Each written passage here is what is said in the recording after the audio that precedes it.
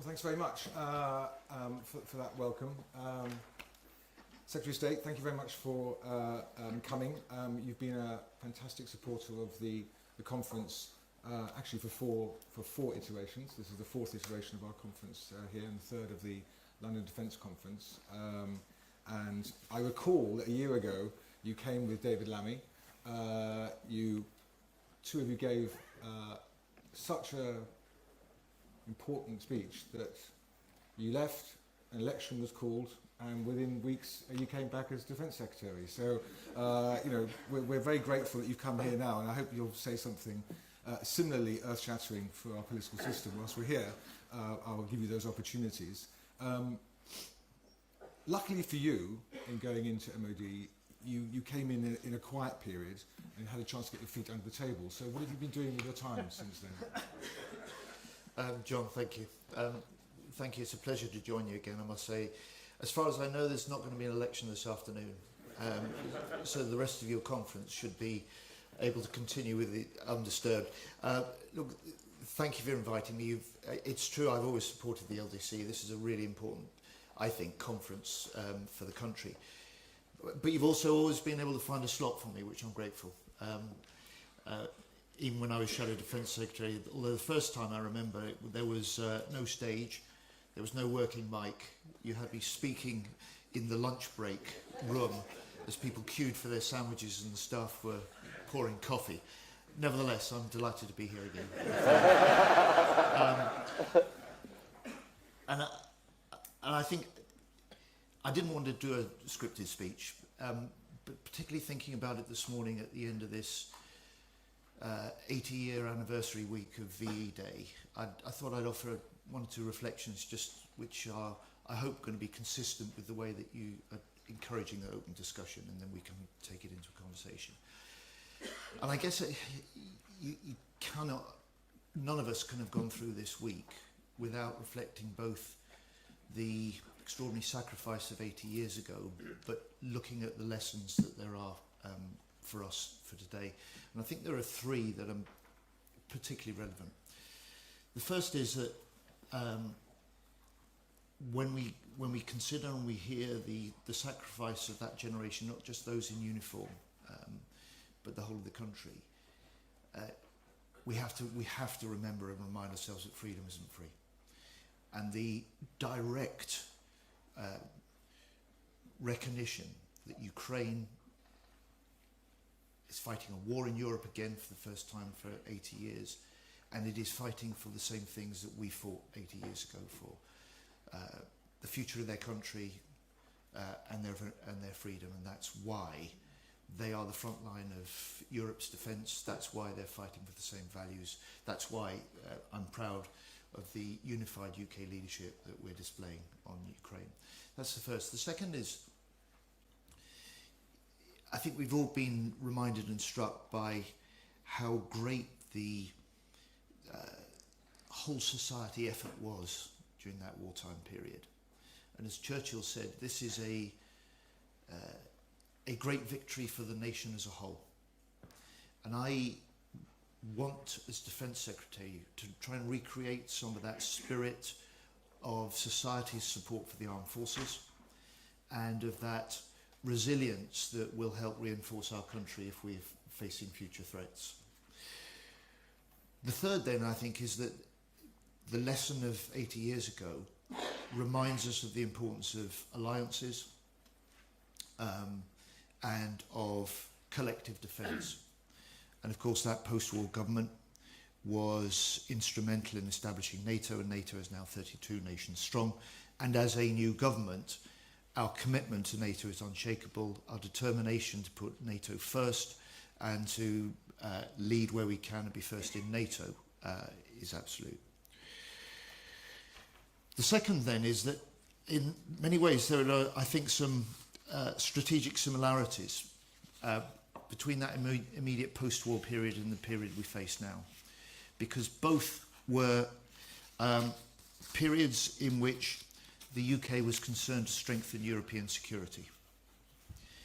Both were periods in which the government of the time was concerned to see industrial renewal, military renewal, and diplomatic renewal with the establishment of fresh, new alliances, the theme of your conference. And I would say to you, 10 months ago, there was no UK-German defence agreement. 10 months ago, there was no UK leadership of the Coalition of the Willing. There was no UK convening and leadership of the UDCG. There was no E5 meeting of defence ministers, and there was no prospect either of a EU-UK security and defence partnership deal. That is not the case now. On all fronts, we've been a government that's set out to re-establish those relationships and forge new alliances. And as Keir said to you yesterday, the world is changing, the government is changing, and as he put it, security and defence is now, he called it, the central organising principle of government. And then finally, to put that in context, because some might simply see that as a response to more recent developments. But I'd say to you, this goes back to the early days of Keir's leadership of the Labour Party.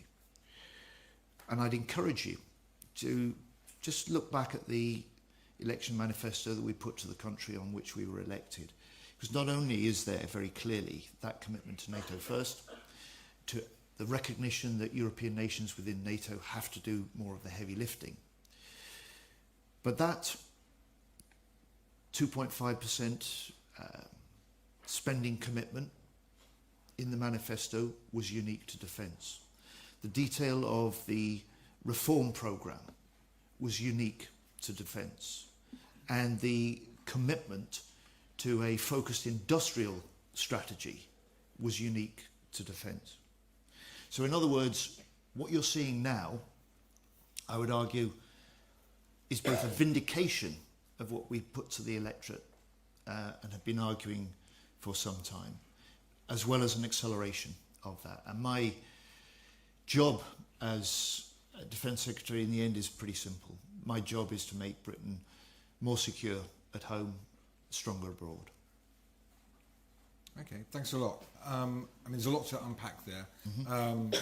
I mean, I was going to raise this later, but as you talked about resilience, I mean, and back to last year when you and David spoke together on this stage, we upgraded you from previous things.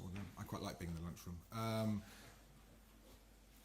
The then Deputy Prime Minister in the morning gave a speech about societal resilience, talking about service of some sort by young people, but also trying to engage with the needs for security and defence. And these are common things now across a number of our NATO allies, many of the Nordic countries, etc. But I put it to you, not only did the press sort of sneer about it, and I don't want to make a party political point on this, but essentially, how are we going to, or how are you and the Prime Minister going to lead this conversation about bringing our public to see what we talk about and what you talk about as being as significant as it is? Because I don't think we've come close to countries such as Denmark, not just the Finns or the Swedes or the Norwegians, about open discussions about what our citizens, not obligations, but what our citizens' engagement should be in thinking about this. I take the point about national renewal and industrial development, but how are you going to bring the public with you on this journey? No easy answer to that, particularly for a politician, if it is a government or politicians trying to warn the country of the threats that we face and that we deter or we have to defend against day in, day out in many realms. First of all, I think we do it partly to build off the back of this week, to be honest, where that gap between the larger part of society and any recognition or personal connection and knowledge of the forces has grown, inevitable as that national service generation has fallen away. And if we can re-establish the connections, a better understanding, then we have a better, I think, perspective on what our armed forces do,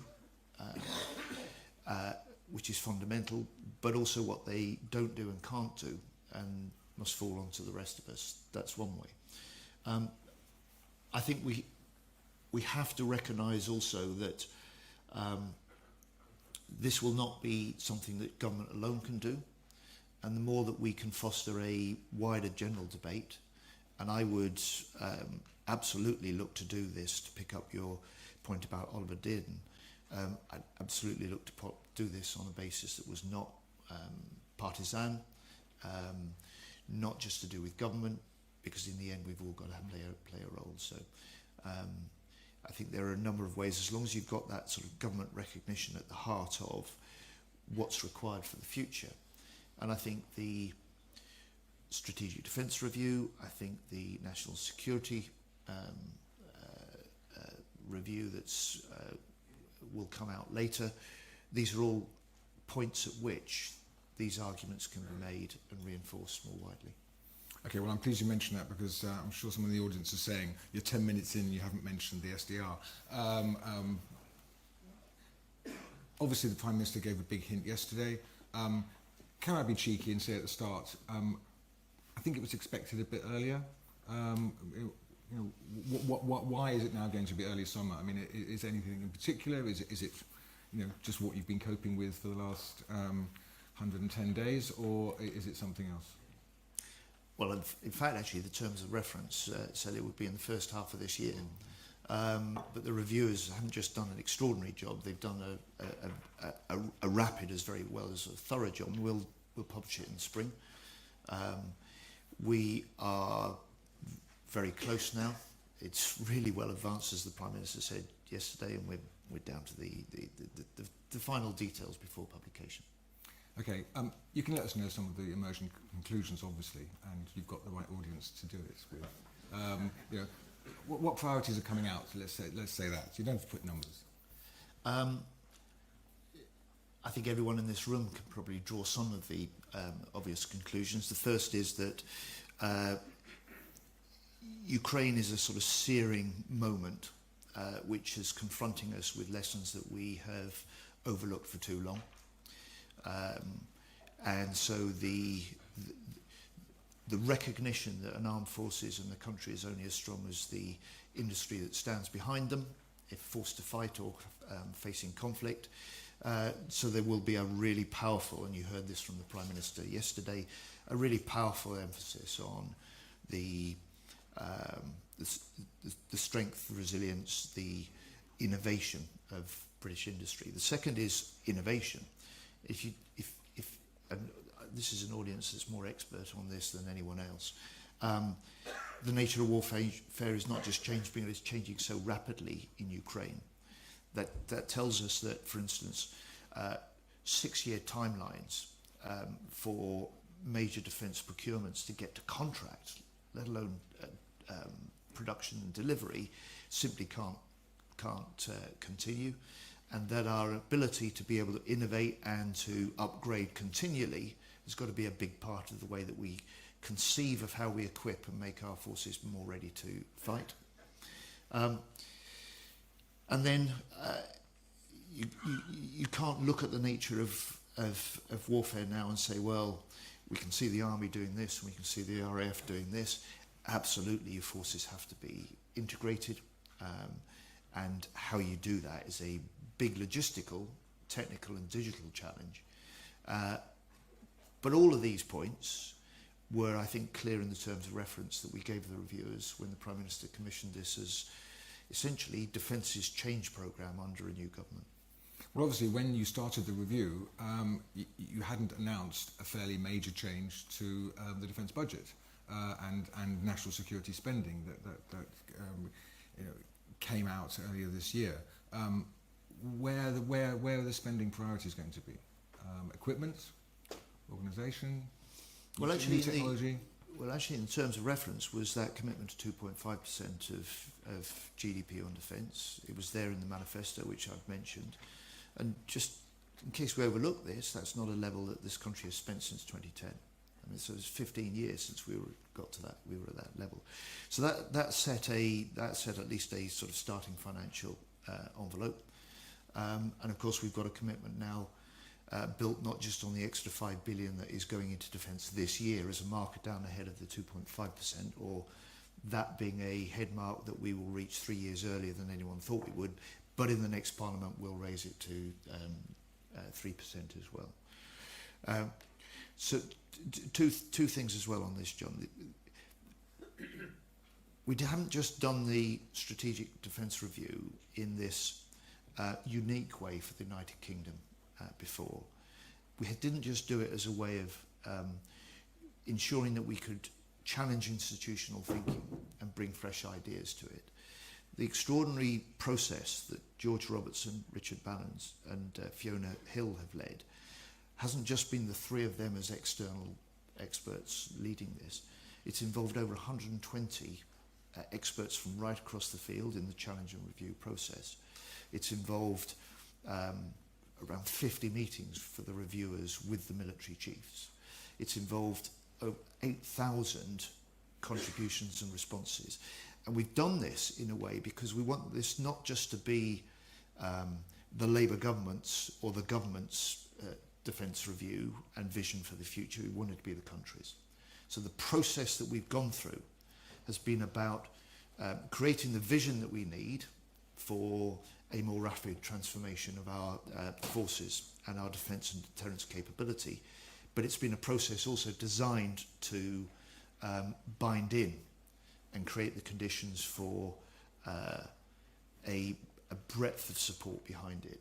Very different, as all of you will recognise and concede, to the recent experience of previous integrated or defence reviews that we've conducted in the UK. I mean, some people have commented that you're sort of going back to a traditional approach where defence does its thing, you know, outside the national security conversation, and you're going to have a national security review and things to come. But you know, the criticisms of a number of the reviews done by the previous government and the coalition was that it always gave MOD an out, that they you know, you could be a special case, and that might be, you know, a choice. Couldn't be further from the truth in government now. The simple fact is that we're ahead of the rest, and we're ahead of the rest because the importance and the threats that we face mean that defence requires that sort of focus and priority that you heard the Prime Minister give yesterday. We reflected it in the manifesto. We reflected it in the fact that we wanted this to be a defence review, led by and with defence, and it's reflected in the fact that we've got a defence funding settlement 3.5 months ahead of the government's spending review settlement. Not just, okay, Healey, you can have an extra 5 billion because it's really needed for this year, or we're going to hit 2.5% in 2027 and then move up to 3%. But for the first time, I tell you, there is no one in the main building now, there is no one in uniform that has experience at this point of confidently, certainly looking ahead to a rising profile of defence spending over the next decade. And that, despite the pressures that we have, especially for this year and next year, where we're still dealing with that overhang of over-programming and underfunding from the previous period, that is an extraordinary opportunity and responsibility for us in defence. I mean, one of the advantages of an event like this is the not just the sidebars, but the off-main stage discussions get into some of the detail. And I'm sorry about putting this to you, but one of the things that I was struck with is that there are lots of industry and, you know, political observers who are concerned that in this period of European, essentially, rearmament or greater investment, as you call it, in defence, there isn't a confidence that we're going to avoid the traditional pattern of national decision-making leading to, let's say, suboptimally coordinated spending on defence, and essentially people looking to support their own primes and duplicating in many cases.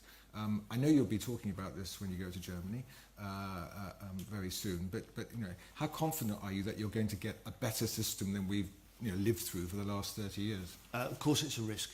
And actually, I think the conduct and decisions in government require experts and organisations like you to challenge us the whole time not to do that. Look, I think there's, I think the recognition amongst particularly European governments and leaders, including the defence ministers that I know best, make us very aware of that and make us determined to try and get over those problems. You mentioned Germany. So the Trinity House agreement that I struck with Boris Pistorius back in October, we will follow that up next week with a defence minister to defence minister, he and I. But that is led directly to Rheinmetall investing 400 million in a new artillery barrel making factory and capacity in the UK, not in Germany. It has led to Helsing looking at a £350 million investment in the UK to drive the development of AI in the UK, not in Germany. And if we are determined to keep our focus on the big challenges that we face and take it take at face value the recognition that we can really only meet these challenges if we work together and do more together, then I think it's a big challenge, but I think we can work through this. And even access to EU funding pots, perhaps in the future. Well, we've got a pathway to that. EU now, security and defence funding pots. Well, first of all, we've been arguing for some time. Went into the election and have a mandate to look to closer EU-UK cooperation on security matters, recognising as they do and we do that NATO is the cornerstone of our European security for the future. But we said we were willing and wanting, if we could, to strike a UK-EU defence agreement. We have a EU-UK summit coming up on the 19th of May, and we are working on whether, as part of that, we can strike a security and defence partnership that the EU has now set out as a prospectus for non-EU countries in their EU white paper. That is a potential key to opening the door to some of their programmes. It won't be automatic, but it could create then the conditions for the discussions and negotiations that might open that up. I mean, there's been a lot of talk at the conference about deterrence, and including, obviously, strategic and sub-strategic deterrence. Are you looking at reviewing some of the posture and also perhaps the equipment, dual-capable aircraft, for example, F-35As, which don't have to but could potentially carry strategic and sub-strategic weaponry? Is this something that we're likely to see discussed in any open way at all in the coming months? Well, first of all, I always think it's valuable to have that type of discussion in forums like this, especially amongst experts like this. For government ministers to participate in that sort of open debate is another matter. Okay. All right, fair enough. Last... But I think the conference will be giving you some suggestions. No one should be under any doubt about the depth of the commitment that we as a government have to our nuclear deterrent. Our commitment, as we do at the moment, as the only nation, European nation, to make it available not as just as the fundamental deterrent and security for the UK, but for NATO allies. And as Keir and I have both argued, it's not just fundamental to our security, it's foundational to our economy as well. And so the fact that there are at least 30,000 jobs that will directly be developed and supported through the new Dreadnought programme is significant for us. And it's significant for what you started by saying, which is that if we want, especially for those of us that are concerned about defence and security, if we want to take the public with us, And if we want to convince them of the case to invest more, then there's got to be a recognition of the benefits that come.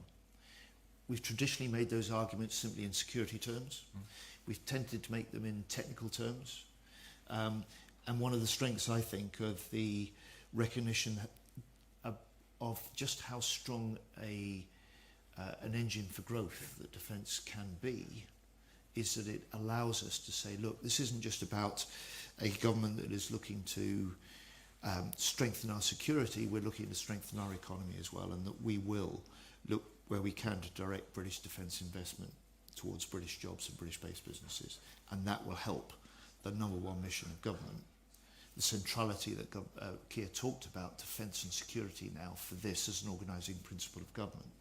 This is new territory, and it is hugely challenging. It's hugely challenging for the delivery of that effectively, but it is really challenging also for policy making, procurement, and the sort of mindset that both our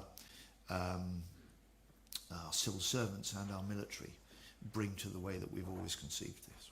I mean, you talked about spending in the next Parliament and aspirations thereof. Where would you like to see the Ministry of Defence and the British Armed Forces in 10 years? I'd like to see Britain's role as the leading European nation in NATO reinforced, not just a NATO first, but first in NATO policy. I'd like to see Britain as the recognised as having the most rapidly innovating armed forces in NATO, and I'd like to see Britain as part of a collective strength of NATO.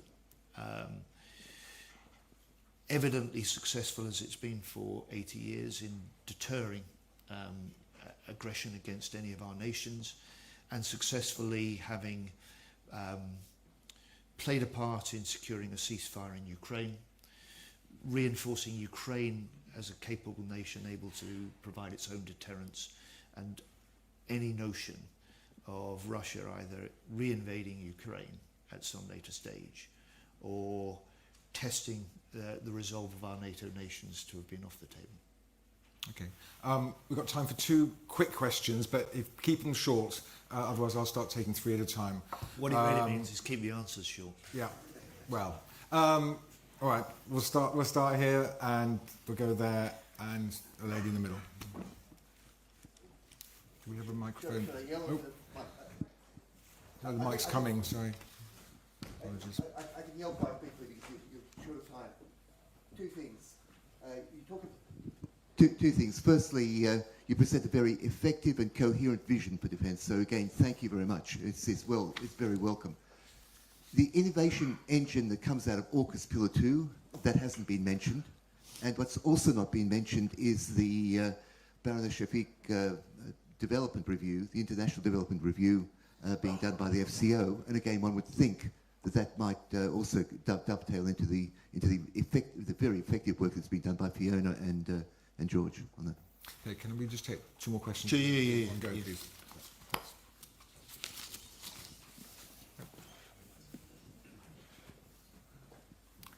Number 4, maybe, if we get time. Thanks. Thank you, Secretary Set. Short and sweet, like me. I've been in defence manufacturing 47 years. Been through quite a few of the wars. The first one was the Falklands War. I've heard the nice words during and after the wars about changing defence procurement. It hasn't changed in 47 years. I know you cancelled Watchkeeper, which was great, and it should have been done, but you want to bring the replacement in by the end of this year. Is this still going to happen? How can you change that defence procurement? Because pouring more money in the pot, if there are holes in the bottom, is no good to anyone. It's all our money. Thank you. Thanks. I remember smart procurement debates very much. So just hold on. So there's the 3rd question, and then we'll let the Secretary of State answer this group. So a lady in the middle. I'm Canadian, and we're all quite loud at the minute. Go ahead. Hi, I'm Laura comment. King's College London. Thank you very much, Secretary. My question is, all of this involves people, and I'm just wondering what the focus is on kind of incentivizing recruitment and incentivizing people to get involved in the armed forces and get involved in the defence sector, and what's being done to improve Thank you. So perhaps if you could field those first of all. Sure. International aid, yes, there will be a docking of subsequent work the government's done. What I was concerned about was making sure that those sorts of areas that a government is, especially a new government, is going to look at, aren't going to hold up the imperative and the urgency with which we need to deal with the defence challenges.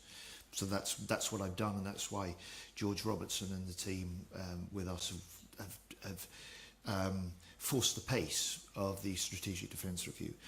Look, on AUKUS,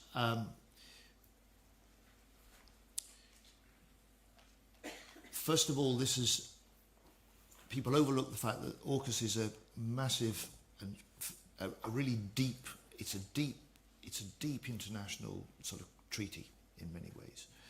It is a partnership with a depth and a length to it that is, for me, akin to a mini NATO.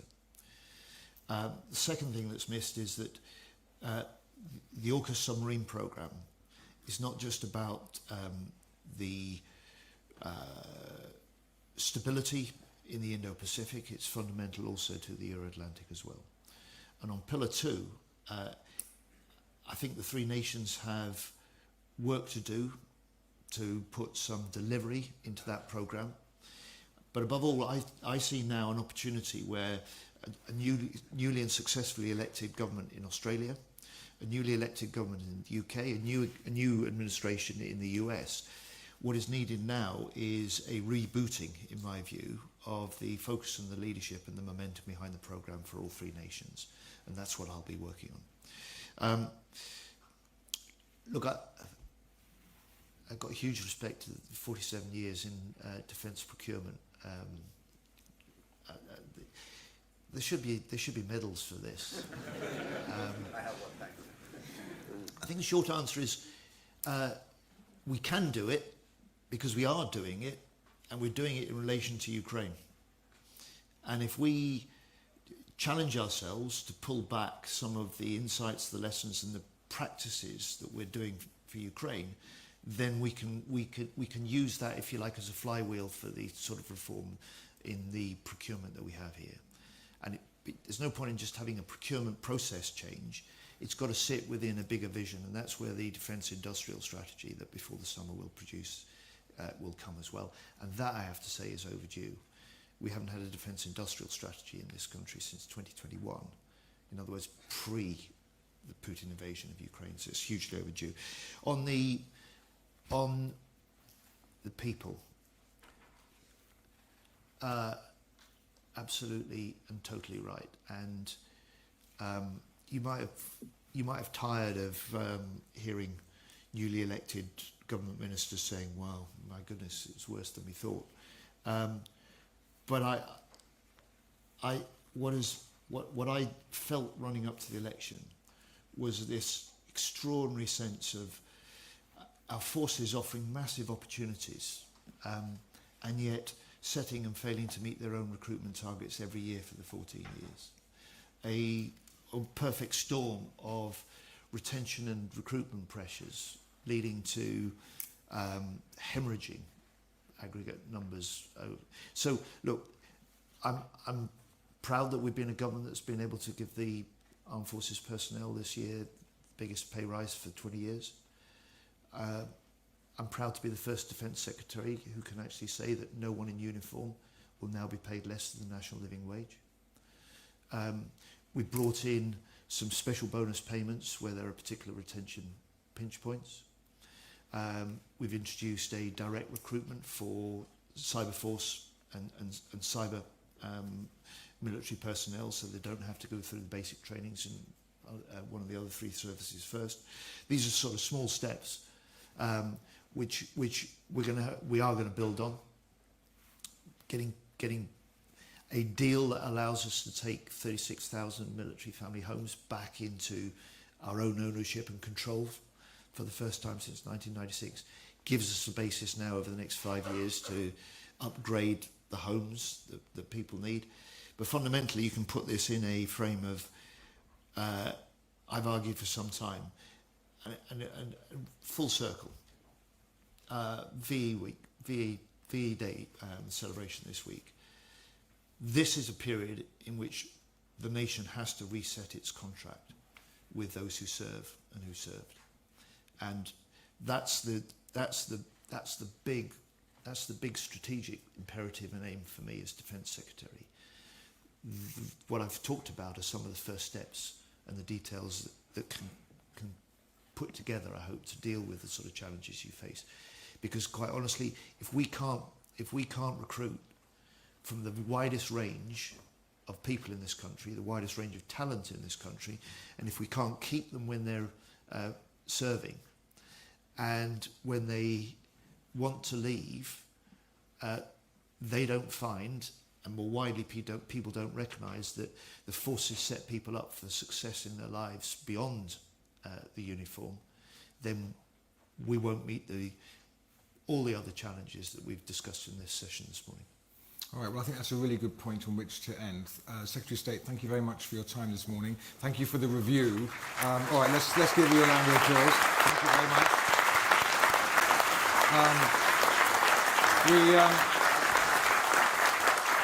Because of the timings, you unfortunately couldn't launch the SDR during the conference, but Kings will be very happy to host you when you want to launch it in a few weeks. So thank you very much indeed. Thanks very much, John. Thanks. Thank you.